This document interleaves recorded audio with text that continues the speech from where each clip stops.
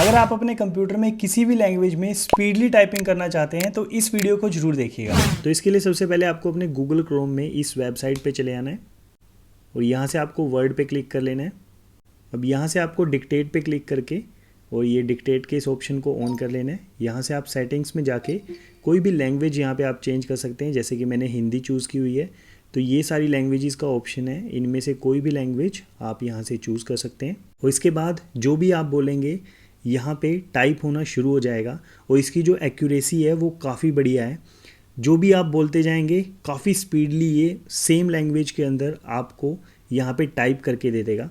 Typing complete हो जाने के बाद आप इस टेक्स्ट को सिलेक्ट करके कोपायलट के अंदर इस तरह से पेस्ट कर सकते हैं और इसका ट्रांसलेट भी करा सकते हैं, जैसे कि यहाँ पे ये देख सकते हैं आप, या फिर आपको जिस तरह से भी टेक्स्ट यूज़ करना है आप इसको इजीली यूज़ कर पाएंगे।